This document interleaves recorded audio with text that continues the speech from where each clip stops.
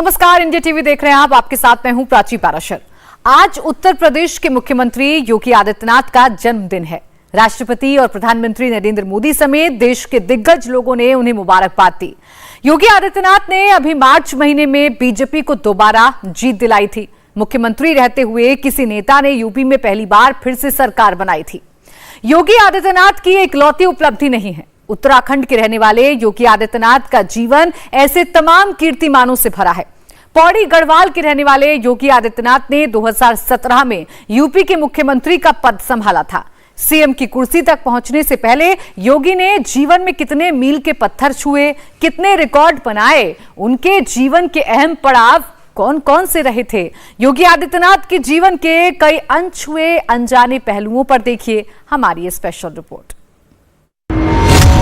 काम में number 1,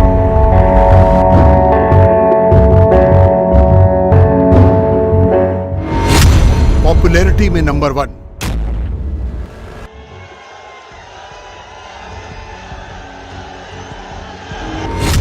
rating में number 1,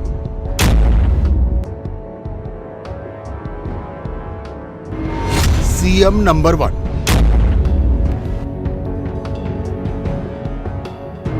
dynamic chief minister Yogi Adityanath. सभी लोग मिलकर के यहां का विकास करेंगे और जो कुछ बाकी होगा तो मैं तो हूं ही उसके लिए। फिर गुंडागर्दी जानी चाहिए कि नहीं जानी चाहिए, माफिया शाही बंद होनी चाहिए कि नहीं होनी चाहिए, यह काम योगी जी ने किया है भाइयों। सियासत का वो नाम जो अपनी शख्सियत से ज्यादा अपने काम की बदौलत जाना जाता है। योगी आदित्यनाथ ने वो काम किया जो अब तक यूपी के किसी मुख्यमंत्री ने नहीं किया।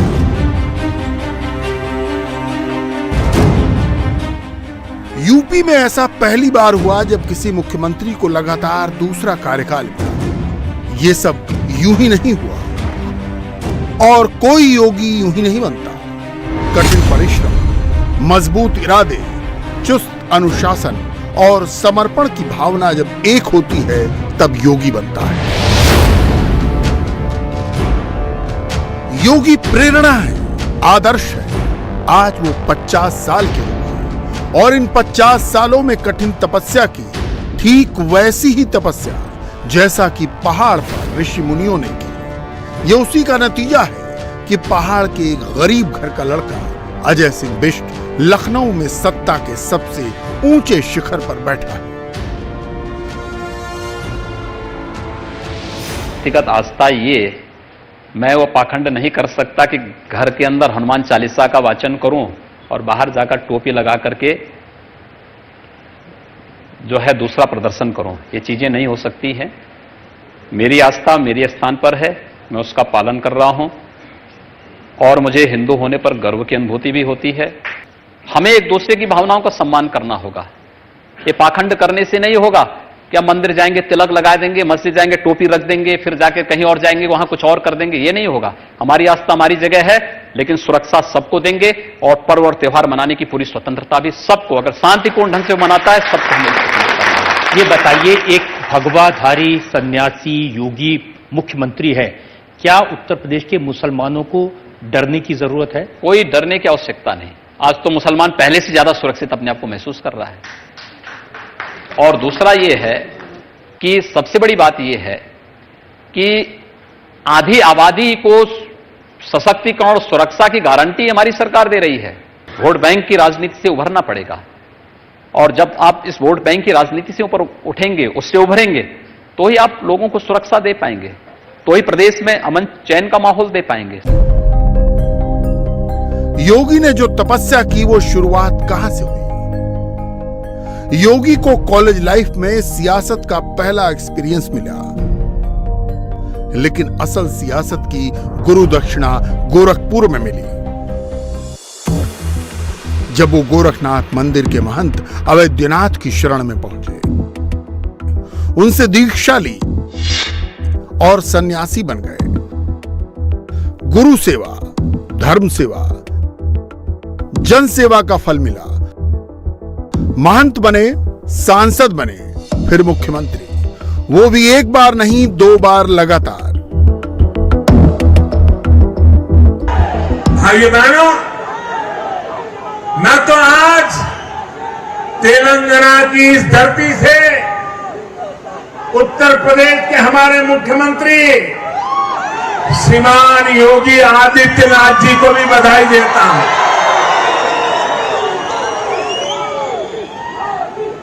उनके वो तो संत परंपरा से हैं, सन्यासी परंपरा से हैं। उनके कपड़े और वेशभूषा देख करके कोई भी बात मान लेगा।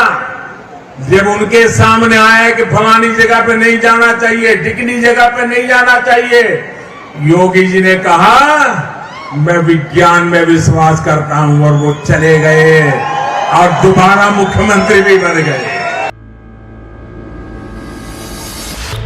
5 जून 1972 पौड़ी गढ़वाल के पंचूर गांव में आनंद सिंह बिष्ट के घर 5वीं संतान आई। आनंद सिंह बिष्ट के 7 बच्चों में 3 बड़ी बहनें और 1 बड़े भाई के बाद योगी आदित्यनाथ थे। योगी के 2 छोटे भाई और भी हैं, लेकिन जब योगी पैदा हुए तो पंचूर गांव में कुछ खास हुआ। गांव वाले कहते हैं जब योगी का नामकरण अजय सिंह बिष्ट किया जाना था तो गरीब पिता ने दिल खोलकर खुशी का इजहार किया। यह किस्सा बहुत मशहूर है। आनंद सिंह बिष्ट ने योगी के नामकरण के दिन पंचूर गांव को हलवा खिलाया था। गरीब पिता की खुशी का अंदाजा इस बात से लगाया जा सकता है कि वो योगी के जन्म से इतने खुश हुए कि पूरे गांव को देशी घी का हलवा खिलाया था। पे एक दिन हुई थी बात, बस कि मतलब हमने कहा कि थोड़ा पूछ लें, तो 2-3 दिन मतलब हमने मिलाया फोन, फिर बात नहीं हो पाई। मतलब उनके साथ में रहते हैं पीए लोग, तो उन्होंने बोला कि अभी व्यस्त हैं। तो फिर एक दिन थोड़ी सी बात हुई, हमने कहा कैसे चल रहा है आपके यूपी में। इस वक्त देश में मुख्यमंत्री परिवारवाद की फसल से भी पैदा हुए। उनका बचपन, जवानी, पढ़ना लिखना, रहन सहन सब कुछ सीएम निवास में हुआ। सीएम निवास का सुख इन मुख्यमंत्रियों ने भोगा, लेकिन योगी सबसे अलग हैं। सबसे बड़े सूबे के मुख्यमंत्री हैं, सन्यासी हैं। बाकी परिवार पहाड़ पर रहता है, नॉर्मल लाइफ जीता है। एक बहन की चाय की दुकान है। हिंदुस्तान के सबसे पॉपुलर मुख्यमंत्री की जमीन है।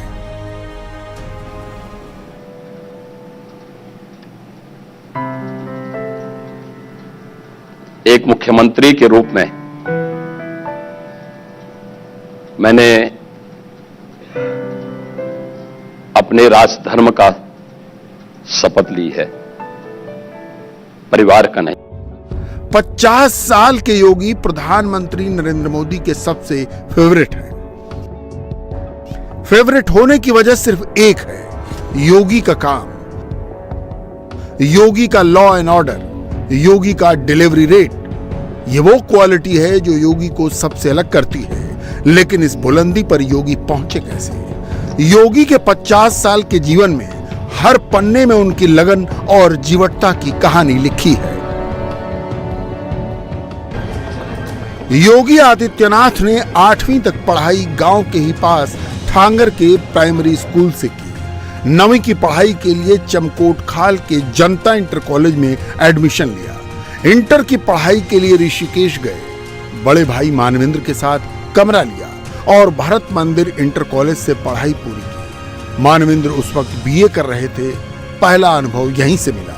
योगी के कॉलेज लाइफ के कई किस्से मशहूर हैं। पहली से 9वीं क्लास तक यहाँ पे पढ़ा था, ठांगर में, चमकोट खाल में। 9वीं क्लास के बाद मैं अपने पिताजी के साथ चला गया और मुझे आज इस बात का दुख है कि बहुत सारे ऐसे हमारे उस समय के गुरुजन जो आज नहीं हैं, लेकिन 6 हमारे गुरुजनों को श्री राजेंद्र सिंह रावत जी,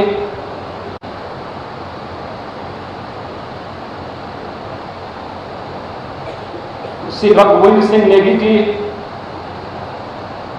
श्री राजेंद्र सिंह भंडारी जी, श्री महिमानंद बरबरा जी, सत्य प्रकाश बड़थवाल जी, श्री हरिप्रसाद उनियाल जी, इन 6 गुरुजनों को यहां पर आज मंच पर मुझे सम्मान करने का अवसर प्राप्त हुआ। साल था 1989। कोटद्वार के गवर्नमेंट पीजी कॉलेज में बीएससी में योगी ने एडमिशन लिया। मैथ में इंटरेस्ट था तो बीएससी में पीएमसी ग्रुप मिला। फिजिक्स और केमिस्ट्री लिया। क्लास में कुल 72 छात्र थे। इनमें मात्र 3 लड़कियां और 69 लड़के थे। योगी आदित्यनाथ के कॉलेज की कई कहानियां बड़ी दिलचस्प हैं। सबसे पहले योगी की पॉलिटिक्स में एंट्री की कहानी सुनते हैं, जो अब तक दुनिया से अनजान थी। 1998 में सांसद बनने से पहले योगी ने पॉलिटिक्स में एंट्री कर ली थी। लीडर और लीडरशिप क्या होती है, योगी को पहला लेसन कॉलेज लाइफ में ही मिला। कॉलेज की छात्र राजनीति से योगी बहुत प्रभावित हुए और एबीवीपी से जुड़ गए। एबीवीपी से जुड़ने के साथ साथ वो रेगुलर आरएसएस की शाखा में भी जाने लगे। योगी को अनुशासन, समर्पण, धर्म, राष्ट्र रक्षा का पाठ यहीं से मिला। योगी आदित्यनाथ को कॉलेज की पॉलिटिक्स अच्छी लगने लगी थी, लेकिन उनके सामने सवाल तब खड़ा हुआ जब विचारधारा को लेकर उन पर दबाव पड़ा। योगी आदित्यनाथ के जीजा जी लेफ्ट संगठन से जुड़े थे और उनके भाई भी कोटद्वार में एक लेफ्ट संगठन के साथ थे। ऐसे में जब योगी आदित्यनाथ की एक्टिव पॉलिटिक्स की हसरत सामने आई तो लेफ्ट पार्टी से उन्हें ऑफर मिला, लेकिन योगी आदित्यनाथ को एबीवीपी ही राइट लगा। योगी संघ की शाखा में जा रहे थे। राष्ट्र और धर्म की बात उनको प्रभावित कर रही थी। उन्हें क्या करना है उन्होंने डिसाइड कर लिया था। जीजाजी और भाई ने वामपंथी संगठन स्टूडेंट फेडरेशन ऑफ इंडिया यानी एसएफआई ज्वाइन करने का ऑफर दिया, लेकिन योगी आदित्यनाथ ने मना कर दिया और एबीवीपी में ही सक्रिय रूप से काम करते रहे। योगी छात्र जीवन में ही जुझारू थे। लीडरशिप की क्षमता कूट कूट कर भरी हुई थी, जिसका पता उसी दौरान चल गया जब उन्होंने छात्र राजनीति में आने का मन बनाया। पहले साल उन्होंने एबीवीपी के लिए प्रचार किया। दूसरे साल खुद भी चुनाव लड़ने की तैयारी कर ली। गरीबी से निकले थे, पहाड़ की हालत उन्हें पता थी। जब वो कॉलेज में आए तो उन्हें लगता था कि पहाड़ी छात्रों की आवाज को दबाया जा रहा है, उन्हें प्रतिनिधित्व नहीं मिल रहा है। लेकिन ये सब पाने के लिए कॉलेज पॉलिटिक्स का हिस्सा बनना जरूरी था। योगी ने एबीवीपी से सचिव पद के लिए टिकट मांगा, पर संगठन ने अगले साल देने की बात कह दी। योगी आदित्यनाथ ने संगठन पर भरोसा जताए रखा और पढ़ाई के साथ साथ संगठन के लिए प्रचार करते रहे। टर्निंग पॉइंट तब आया जब एबीवीपी ने उन्हें टिकट देने से मना कर दिया। 1991 में बीएससी 3rd ईयर में थे। योगी ने ठान लिया था कि इस बार चुनाव लड़ना है। संगठन के बाद सचिव पद के लिए 2 नाम पहुंचे। पहला योगी आदित्यनाथ का, दूसरा पद्मेश बुडलाकोटी का। संगठन ने दोनों में से किसी को टिकट न देकर दीप प्रकाश भट्ट को प्रत्याशी बना दिया। पॉलिटिक्स की शुरुआत में योगी आदित्यनाथ ने बड़ा फैसला लिया। टिकट न मिलने से नाराज योगी आदित्यनाथ निर्दलीय चुनाव मैदान में उतर गए। हालांकि वो चुनाव हार गए, लेकिन एबीवीपी के दीप प्रकाश भट्ट भी चुनाव हार गए और जीत अरुण तिवारी को मिली। हार के बावजूद योगी आदित्यनाथ को अपनी ताकत का एहसास हो गया और फैसले का भी। योगी आदित्यनाथ को जिंदगी हर मोड़ पर कुछ न कुछ सिखाती रही। योगी आदित्यनाथ की कॉलेज लाइफ का एक और बड़ा दिलचस्प वाकया है। कॉलेज का टूर जाने वाला था। उसके एक रात पहले सारा सामान चोरी हो गया। जनवरी 1992 में टूर तारकेश्वर जाने वाला था। जिस दिन टूर था उसी के ठीक एक दिन पहले रात में योगी आदित्यनाथ के कमरे में चोरी हो गई। चोरी में योगी के पूरे डॉक्यूमेंट और जरूरी नोट्स गायब हो गए। सुबह कॉलेज का टूर जाना था। टूर जाने की बजाय योगी थाने में चोरी की रिपोर्ट दर्ज कराने पहुंचे। पुलिस ने कोई मामला दर्ज नहीं किया और वापस जाने को बोल दिया। योगी वापस चले आए। डॉक्यूमेंट्स का चोरी हो जाना, नोट्स का चोरी हो जाना योगी आदित्यनाथ के लिए किसी सदमे से कम नहीं था। सामने बीएससी का इम्तिहान था, लेकिन इन कठिन हालात में भी योगी हताश नहीं हुए। बिना नोट्स के पढ़ाई की, दोस्तों से मदद ली और बीएससी 3rd ईयर की परीक्षा पास की। पीछे नहीं हटना है, हार नहीं मानना है। जुझारूपन की ट्रेनिंग योगी आदित्यनाथ को कहां से मिली, ये समझना मुश्किल नहीं है। योगी आदित्यनाथ ने ऋषिकेश के Pandit Lalit Mohan Sharma government PG college में एमएससी में एडमिशन लिया। इसी दौरान उनका गोरखपुर आना जाना शुरू हो गया और यहीं से उनकी जिंदगी की वो राह भी दिख गई जिसकी बदौलत आज वो सबसे बड़े सूबे के मुख्यमंत्री हैं। महंत अवैधनाथ से योगी की मुलाकात कैसे हुई, उनकी जिंदगी पर किताब लिखने वाले ने उसकी वजह भी डॉक्यूमेंट चोरी हो जाने वाली घटना बताई। योगी गोरखपुर विश्वविद्यालय में एडमिशन के लिए गोरखपुर आए। डॉक्यूमेंट गायब हो जाने की वजह से एडमिशन नहीं मिल रहा था। इस सिलसिले में वो महंत अवैधनाथ से मिले। गोरक्ष पीठाधीश्वर महाराज अवैधनाथ से मिलने के बाद योगी आदित्यनाथ का नाथ संप्रदाय की ओर खिंचाव होने लगा। महंत जी से मिलने आते हुए, उनकी सेवा करते हुए 15 फरवरी 1994 में योगी पूर्ण सन्यासी बन गए। सांसारिक मोहमाया छोड़कर भक्ति में लीन हो गए और धीरे धीरे योगी आदित्यनाथ महंत अवैधनाथ के प्रिय शिष्य बन गए, जिसके बाद अवैधनाथ ने योगी को अपना उत्तराधिकारी बना दिया। लेकिन उनके कॉलेज के कई और किस्से मशहूर हैं, जिनमें एक किस्सा ये भी है जो योगी की बायोग्राफी लिखने वाले शांतनु राणा ने लिखी है। योगी आदित्यनाथ कॉलेज की महिला क्लासमेट से दूर रहा करते थे। जब वो बीएससी में थे तो उनके क्लास में 3 लड़कियां थीं। उनकी क्लासमेट्स ने बताया कि कॉलेज में किसी लड़की के साथ वो फोटो नहीं खिंचवाते थे। एक बार कॉलेज की ओर से सभी मसूरी टूर पर गए। वहां सभी एक दूसरे के साथ फोटो खिंचवा रहे थे, लेकिन आदित्यनाथ ने किसी भी लड़की के साथ फोटो नहीं खिंचवाई। शांतनु राणा ने कॉलेज लाइफ की बात उनके साथ पढ़ी क्लासमेट बबीता के हवाले से बताई है, जो इस वक्त टीचर है। कॉलेज लाइफ में योगी कैसे थे ये भी सुन लीजिए। कॉलेज लाइफ में आदित्यनाथ उस वक्त कोई अट्रैक्टिव पर्सनैलिटी नहीं थे। पढ़ाई में भी औसत थे। अपने क्लास की लड़कियों से तो बात कर लेते थे, लेकिन बायोलॉजी डिपार्टमेंट के किसी लड़की से कोई बात नहीं करते थे। और दूसरे डिपार्टमेंट की लड़कियां आदित्यनाथ को कॉलेज से ज्यादा सांसद बन जाने के बाद जान पाई। योगी आदित्यनाथ अब 50 साल के हो गए हैं, लेकिन अब वो कॉलेज वाले अजय सिंह बिष्ट नहीं रहे जो संकोच करते हो। योगी आदित्यनाथ अब ब्यूरोक्रेट से भी डील करते हैं और डिप्लोमेट से भी, फॉरेन इन्वेस्टर्स से भी बातचीत करते हैं, अपनी बात खुलकर रखते हैं और दूसरों के सारे मुद्दे सुनते हैं। वो अफसरों को भी आदेश देते हैं और जीवन के हर मोड़ पर कुछ ना कुछ सीखते हैं। लेकिन असली मोड़ योगी आदित्यनाथ की जिंदगी में तब आया जब उनकी मुलाकात महंत अवैधनाथ से हुई। योगी आदित्यनाथ गोरखपुर आ चुके थे। उधर गांव पंचूर में माँ बाप का बुरा हाल था। 6 महीने तक घर वालों को पता ही नहीं चला कि अजय कहाँ है। पिता आनंद सिंह उस हर जगह खोजने गए जहां अजय के होने की संभावना थी, लेकिन अजय नहीं मिले। किसी ने बताया कि उनका बेटा गोरखपुर के गोरक्षनाथ पीठ में है और सन्यासी बन चुका है। ये बात सुनकर आनंद सिंह को बहुत दुख हुआ, लेकिन वो कुछ भी नहीं कर सके। सन्यासी बनने के बाद अजय सिंह बिष्ट योगी आदित्यनाथ बन चुके थे। 1993 में अपने गांव पंचूर आए। इस बार जब आए तो न तो गांव का अजय था, न ही उसकी वेशभूषा अजय वाली थी। योगी गेरुआ पहनकर सन्यासी के भेष में पंचूर पहुंचे। सिर घुटाकर, दोनों कानों में बड़े बड़े कुंडल और हाथ में खप्पर लेकर। सन्यासी के भेष में जिसने भी देखा योगी को पहचान नहीं पाया। लेकिन सबसे बड़ा वाकया तब हुआ जब योगी अपने घर के आगे भिक्षा मांगने पहुंचे। सत्य साक्षात सामने खड़ा था। मां को यकीन नहीं हो रहा था। मां के सामने उनका बेटा युवा सन्यासी के वेश में खड़ा था। मां चुप थी। तभी सन्यासी योगी आदित्यनाथ ने कहा, मां भिक्षा दीजिए। 28 साल बाद योगी एक बार फिर अपनी मां से मिले, लेकिन इस बार भी दृश्य वही था।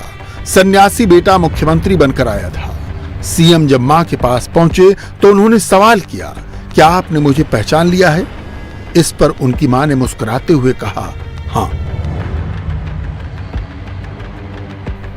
योगी आदित्यनाथ 1 साल पहले उनके पिता के निधन के बाद भी गांव नहीं गए। संन्यास लेने के बाद योगी आदित्यनाथ का जीवन पूरा बदल गया। अब वो सूबे के मुख्यमंत्री हैं। वो कहते हैं कि अब उनका परिवार ही पूरा प्रदेश है। अब उनको इसकी चिंता करनी है, इसी के लिए जीना है। योगी जी, गोरखपुर के लोगों ने तो आपको सन्यासी के रूप में देखा, लेकिन आपके विरोधी कहते हैं कि सन्यासी बन गए, परिवार नहीं है। परिवार वालों की परेशानी क्या होती है, जिनका परिवार होता है उसका दर्द क्या होता है, ये सन्यासी क्या जाने। अब परिवार वालों की बात तो हर व्यक्ति ने देखा है। उनके लिए जब परिवार की बात होती है तो सिपाही खानदान तक उनका परिवार सीमित था, उससे बाहर दृष्टि थी ही नहीं। और जब मेरी बात होती है तो मैं उत्तर प्रदेश की 25 करोड़ जनता को परिवार के रूप में मानता हूं, उनके सुख दुख में सहभागी बनता हूं।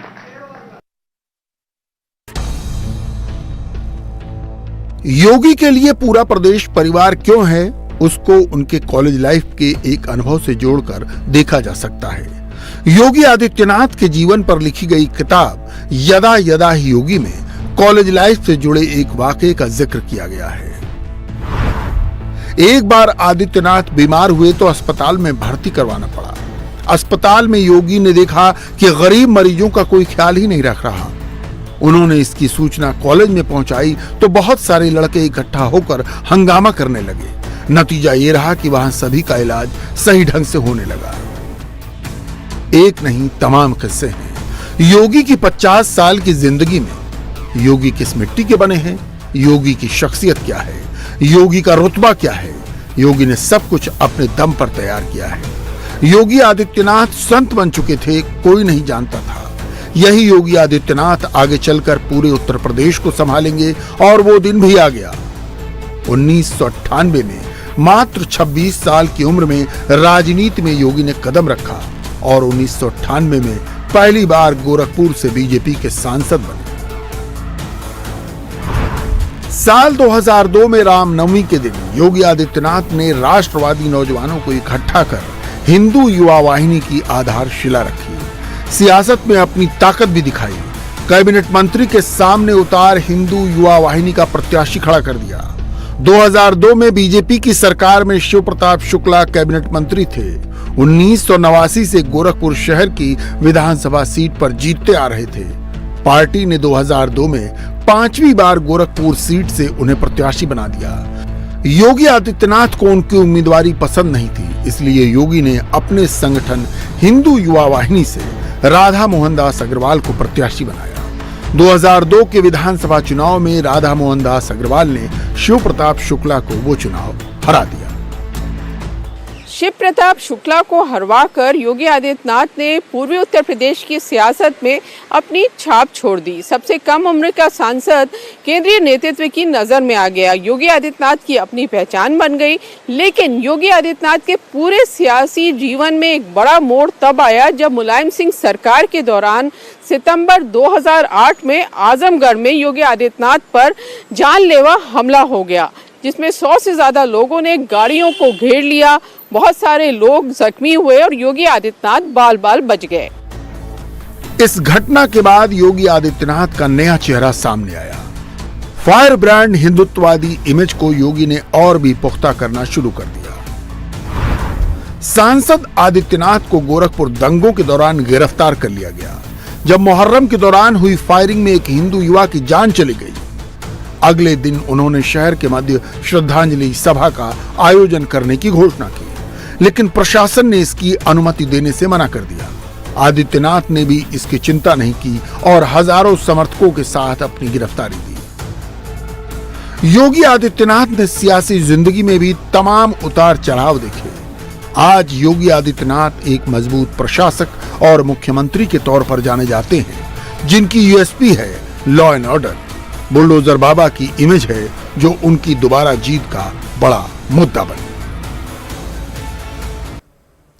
आगरा से लेकर बूंदी तक मौलाना भड़काऊ बयानबाजी कर रहे हैं। कोई आंख फोड़ने की बात कर रहा है तो हाथ काटने की बात करता है। मस्जिद को मंदिर बताने पर मरने मारने की धमकी दी जा रही है। औरंगजेब का सच बताने पर टुकड़े टुकड़े करने की धमकी दी जा रही है। सवाल है कि आखिर ये किसे उकसाने की प्लानिंग हो रही है। उससे भी बड़ा सवाल यह है कि इन भड़काऊ भाईजान पर एक्शन कब लिया जाएगा।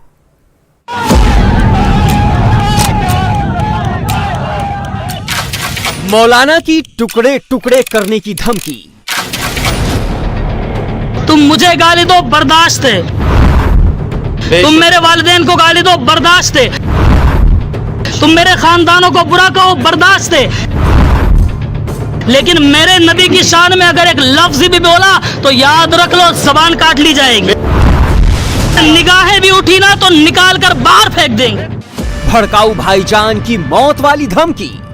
आगरा जामा मस्जिद के लिए, शाही जामा मस्जिद के लिए, ये किसी भी अदालत में चले जाएं, कहीं चले जाएं, पूरे आगरा की आवाम जामा मस्जिद को घेर लेगी और जो जामा मस्जिद की तरफ आंख उठा के देखेगा उसकी आंखों को बुरी तरीके से फोड़ दिया जाएगा। औरंगजेब का सच बताएंगे, टुकड़े टुकड़े कर दिए जाएंगे। बूंदी से आगरा तक धमकीबाज मौलाना। अगर सच बोला तो आंखें फोड़ दी जाएंगी। तुम मुझे गाली दो, बर्दाश्त है। तुम मेरे वालिदैन को गाली दो, बर्दाश्त है। तुम मेरे खानदानों को बुरा कहो, बर्दाश्त है। लेकिन मेरे नबी की शान में अगर एक लफ्ज भी बोला तो याद रख लो, जबान काट ली जाएगी। हाथ उठाओगे, हाथ काट लिया जाएगा। उंगली उठाओगे, उंगली काट ली जाएगी। अगर निगाहें भी उठी ना तो निकाल कर बाहर फेंक देंगे। हज़रात गिरामी कद्र, फिर उसके बाद तुम चाहो तो हमें जेल में डालना, तुम चाहो तो लाठियां बरसाना, हम बर्दाश्त करेंगे। लेकिन नबी की शान में गुस्ताखी बर्दाश्त न करेंगे, क्योंकि जो जान मांगोगे तो जान देंगे, जो माल मांगोगे तो माल देंगे। मगर हमसे ये ना हो सकेगा कि नबी का जाहो जलाल देंगे। आगरा से लेकर बूंदी तक इन धमकीबाज मौलानाओं को ध्यान से देख लीजिए। कहने को तो ये धर्म के रखवाले हैं, लेकिन इनकी बातें सुनकर तो यही लगता है कि धर्म से ज्यादा इनकी दिलचस्पी लोगों को भड़काने में है। हम जितना मुसलमानों को प्रवोक करेंगे, हम नेता बन जाएंगे। ये दो तस्वीरें यूपी की आगरा और राजस्थान की बूंदी की। भड़काऊ भाईजान दोनों ही जगह मुंह से आग उगल रहे हैं। उनका कहना है कि बस वो ही सच्चे हैं, बाकी सब झूठे हैं। मंदिर को मस्जिद कहने पर यह मौलाना इतने तिलमिला जाते हैं कि बस पूछिए ही मत। औरंगजेब की सच्चाई बताने पर ये मरने मारने पर उतारू हो जाते हैं। ये दोनों खुद को इस्लाम का रक्षक बताते हैं, लेकिन भड़काऊ बयान देते वक्त धर्म के सारे पाठ भूल जाते हैं। पहले आगरा का मामला समझिए। ये आगरा की इस्लामिया लोकल कमेटी के चेयरमैन मोहम्मद जाहिद है। दरअसल ये मामला उस समय शुरू हुआ जब मथुरा के श्री कृष्ण जन्मभूमि का केस लड़ रहे एडवोकेट ने आगरा की जामा मस्जिद पर सवाल खड़े कर दिए। महेंद्र प्रताप सिंह ने जामा मस्जिद में मंदिर की कुछ मूर्तियों के मौजूद होने का दावा किया और मांग की कि उन मूर्तियों को आगरा की जामा मस्जिद से निकालकर फिर से मथुरा में स्थापित किया जाए। लेकिन मस्जिद पर सवाल खड़ा करते ही महेंद्र प्रताप को धमकियां मिलने लगी, जान से मारने की धमकी। ना हमें इनसे कोई गिला शिकवा है, हम इनको जानते भी नहीं है। हम सद्भाव बना के रखना चाहते हैं और जो भी काम करते हैं वो कानून के दायरे में हमने किया है। तो हमने आर्कोलॉजिकल सर्वे ऑफ इंडिया को हमने नोटिस दिया था और हमारा ये है कि 1617 को औरंगजेब यहाँ से विग्रह ले गया था ठाकुर केशव देव जी के, और बहुत सारी किताबों में इसका वर्णन है। तो हमारा सिर्फ इतना कहना है कि भाई आर्कोलॉजिकल सर्वे ऑफ इंडिया वहाँ सर्वे करे और विग्रह कहाँ ये पता हो जाए। हमारा किसी से कोई ना झगड़ा है ना झंझट है। कौन व्यक्ति क्या सोचता है उसके बारे में हम कह नहीं कह सकते। वो जो सोचता है वो कहे अपनी बात। हम सद्भाव रखना चाहते हैं समाज के अंदर। हम गंगा जमनी तहवीज़ के सबसे बड़े हिमायती हैं। कोई समाज के अंदर वैमनस्यता ना हो, कोई किसी तरह की ना हो। हमारे पास वो ऑडियो आया है, वीडियो नहीं ऑडियो है। हमने उसको सुना और हमें उसके बारे में जानकारी हुई और हमें ये भी जानकारी हुई कि थाना मंटोला में आगरा में एक FIR दर्ज हुई है। ये हमको जानकारी हुई। तो हमने इस विषय को यहाँ के पुलिस अधिकारियों के संज्ञान में भी लाया, क्योंकि उसमें बार बार हमारा नाम लिया गया है। और हमने यहाँ कोतवाली वृंदावन में भी एक एप्लीकेशन दी थी कि भाई इस तरह से हमको जान से मारने की धमकी दी जा रही है, टुकड़े टुकड़े कर दिए जाएंगे, जो भी XYZ उन्होंने कहा। तो उसकी सबकी जानकारी हमने पुलिस अधिकारियों को दी है और ऊपर के अधिकारियों को भी दी है। जब महेंद्र प्रताप ने मस्जिद पर सवाल खड़े किए तो उनकी ये दलील भाईजान को जोर से लग गई। मस्जिद में मंदिर की मूर्ति होने की बात ऐसी चुभी कि मुंह से आग उगलने लगे, आंख फोड़ने की धमकी देने लगे। मोहम्मद जाहिद का एक भड़काऊ ऑडियो भी वायरल हुआ, जिसमें ये साफ सुना जा सकता है कि किस कदर वो मुसलमानों को भड़का रहे हैं और महेंद्र प्रताप को ओपन धमकी देते हुए सुनाई दे रहे हैं। हालांकि इस वायरल वीडियो की पुष्टि होना बाकी है। आगरा जामा मस्जिद के लिए, शाही जामा मस्जिद के लिए, ये किसी भी अदालत में चले जाएं, कहीं चले जाएं, पूरे आगरा की आवाम जामा मस्जिद को घेर लेगी और जो जामा मस्जिद की तरफ आंख उठा के देखेगा उसकी आंखों को बुरी तरीके से फोड़ दिया जाएगा। मामला गरमाने के बाद इंडिया टीवी की संवाददाता ने खुद जामा मस्जिद जाकर सच्चाई जानने की कोशिश की और ये जाना कि आखिर पूरा माजरा है क्या, जिस पर खुलेआम मरने मारने की धमकी दी जा रही है। दरअसल ये पूरा मामला क्या है, अब हम आपको बताते हैं कि ये पूरा मामला आगरा की शाही जामा मस्जिद का है। आगरा की शाही जामा मस्जिद के ही एंट्रेंस पर हम इस वक्त मौजूद हैं।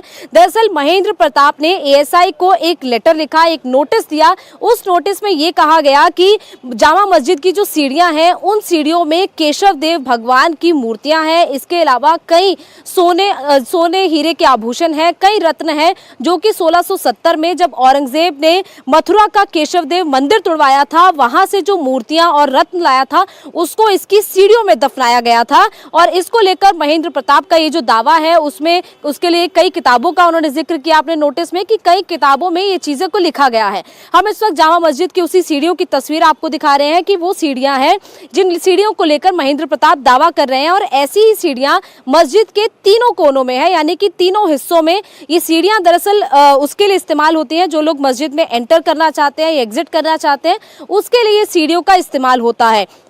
महेंद्र प्रताप का कहना है कि ये सीढ़ियों के नीचे जो मूर्तियां दफन है उन मूर्तियों को ASI खुदवा कर निकाले और इसके अलावा ये सभी सीढ़ियों को बंद किया जाए, लोगों की आवाजाही इस पर ना हो। और उनका कहना है कि इन सीढ़ियों के नीचे जो भगवान की मूर्तियां हैं उसको लेकर अगर उस पर लोग चलते हैं तो हिंदुओं का अनादर होता है। हालांकि मामला गरमाने के बाद अब मंटोला थाना पुलिस ने ऑडियो मामले में कार्रवाई करते हुए मोहम्मद जाहिद के खिलाफ धार्मिक भावनाएं भड़काने के आरोप में मुकदमा दर्ज कर दिया है। भाईजान पर जान से मारने की धमकी देने और IT एक्ट की धाराओं में कार्रवाई की गई है। जामा मस्जिद आगरा की इंजामिया कमेटी के अध्यक्ष जाहिद उल पप्पू द्वारा एक तकरीर की गई थी और उसके अंदर कुछ भड़काऊ भाषण उनके द्वारा दिया गया था और उसे सोशल मीडिया प्लेटफॉर्म पर वायरल किया गया था। इस संबंध में एक अभियोग थाना मंटोला में धारा 153A, 506 और 67 IT एक्ट के अंतर्गत कायम किया गया है। इसकी विवेचना की जा रही है और साक्ष्य संग्रह करने के उपरांत इसमें कड़ी कार्रवाई की जाएगी। जो ऑडियो वायरल हुआ है उस ऑडियो के आधार पे मुकदमा थाना मंटोला में पंजीकृत कराया गया है और मुकदमा में सांप्रदायिक धाराओं के साथ साथ IT एक्ट का भी धारा लगा है और उसकी विवेचना की जा रही है। जिस तरह का माहौल है सर, लोगों से किस तरह की अपील करना चाहेंगे कानपुर बवाल के बाद? और इसमें हम सभी लोगों से अपील करना चाहेंगे सभी लोग कानून का पालन करें और अच्छे नागरिक बनकर रहें। बाकी का कोई गलती करता है उसमें कानून सख्त रहेगा और उसके विरुद्ध कार्रवाई करेगा। लेकिन इतना कुछ होने के बाद भी भाईजान को कानून का डर नहीं है, वो तो अभी भी खुलेआम धमकियां दे रहे हैं। ऑडियो 3-4 चल रहे हैं, मेरा सिर्फ सिंगल एक ऑडियो है। बाकी मेरे कुछ ऑडियो को तोड़ मरोड़ के कुछ लोगों ने, मेरे विरोधियों ने वो आगे भेजा है। मैं जामा मस्जिद का चेयरमैन हूँ, शाही जामा मस्जिद है। मैं ज़्यादा अखबार वगैरह पढ़ता नहीं हूँ क्योंकि मुझे कोई टाइम इतना मिलता नहीं है और मैंने कुछ नहीं पढ़े। मैंने एक निर्णय लिया कि अगर मेरी एक बात से ये सारे लोग रुक जाते हैं या मेरी एक बात से ये सारे लोग रुक जाते हैं तो कम से कम कॉमन राइट्स की स्थिति नहीं बनेगी। तो वो सारे लोग रुक गए। मैंने कहा अरे भाई देख लेंगे उसको, कौन महेंद्र प्रताप है, आएगा, वो खुदाई उदाई कराने आएगा, तो पहले हमारे 6 लाख मुसलमान हैं आगरा में, पहले वो हमें नरसंहार हमारा करे, उसके बाद अंदर घुसे। तो वो लोग उस पर खुश हो गए और उन्होंने अपना विरोध प्रदर्शन ख़त्म कर दिया और कहने मैंने कि मैं तुमसे वादा करता हूँ सबसे पहले कटने में मैं आऊँगा। तो ये बात होने के बाद वो लोग अपने घर चले गए। तो एक मेरी छोटी सी बात पे अगर इतने सारे लोग रुके हैं तो उस पर अगर मुकदमा बनता है तो मैं मुकदमे को सहने को तैयार हूँ। अब राजस्थान के बूंदी चलते हैं। बूंदी में भड़काऊ बयान देते इन मौलाना को ध्यान से देख लीजिए। ये मौलाना मुफ्ती नदीम है। वीडियो शुक्रवार का है। भारी भीड़ के बीच मौलाना एलानिया धमकी दे रहे हैं और ये सब पुलिस प्रशासन की मौजूदगी में हो रहा है। दरअसल यहाँ भी आगरा की तरह कुछ हुआ है। यहाँ भी मौलाना बदला लेने की बात करने लगे। ये मौलाना मुसलमानों को जगा रहे हैं अपने धर्म की रक्षा करने के लिए, लेकिन उनकी भाषा भी जरा सुन लीजिए। चाहे वो बूंदी जिले का प्रशासन हो, चाहे पूरे देश की हुकूमत हो, तवज्जो के साथ इस बात को सुन ले कि अगर मेरे आका की शान में गुस्ताखी उसने की है, जो कि की है, और अगर कोई और भी करेगा तो इस बात को कान खोल कर सुन ले, उस पर एक्शन ले ले। अगर एक्शन नहीं लेंगे तो मुसलमान रिएक्शन देगा। और मुसलमान जब रिएक्शन देता है तो तवज्जो से सुने, तारीख उठाकर देख ले, जब जब जिस कौम के खिलाफ मुसलमानों ने रिएक्शन दिया है उनके लिए जमीन रब्बे जुल जलाल ने तंग फरमा दी। वो दौड़े दौड़े फिरते रहे, उन्हें जमीन का एक टुकड़ा तक नसीब नहीं हुआ। तो अगर तुमने एक्शन नहीं लिया तो फिर हम रिएक्शन देंगे। और ये कोई गुजारिश नहीं है, खुली चेतावनी है। पूरी दुनिया का मुसलमान उठेगा, हिंदुस्तान का मुसलमान उठेगा, बूंदी शहर का मुसलमान उठेगा और अपने आका की नामूस के जो शान में गुस्ताखी की है उसका बदला हम लेना जानते हैं इंशाअल्लाह। पूरा मामला शुक्रवार का है, जब मुस्लिम समाज बीजेपी प्रवक्ता के बयान के खिलाफ ज्ञापन देने कलेक्ट्रेट ऑफिस पहुंचा था। तभी कुछ लोगों ने नारेबाजी शुरू कर दी। पुलिस की मौजूदगी में खुलेआम धमकी का सिलसिला शुरू हो गया। जब मौलाना मुफ्ती नदीम ने आग उगलना शुरू किया तो बोलते ही चले गए।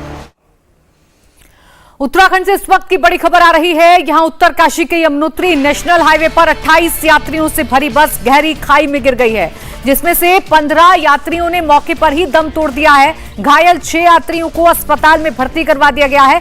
ज्यादातर यात्रियों की हालत गंभीर बताई जा रही है। बताया जा रहा है कि बस करीब 500 मीटर गहरी खाई में गिरी है। मौके पर राहत और बचाव के लिए एसडीआरएफ की टीम लगाई गई है। बस यमुनोत्री की ओर जा रही थी, जो अनियंत्रित होकर डांटा और नौगांव के बीच रिखाऊ खड्ड के पास खाई में गिर गई। चश्मदीदों के मुताबिक अधिकांश यात्रियों की हालत गंभीर बनी हुई है। सभी हताहत मध्य प्रदेश के पन्ना जिले के रहने वाले हैं। तो ये बड़ा हादसा उत्तराखंड में हुआ है।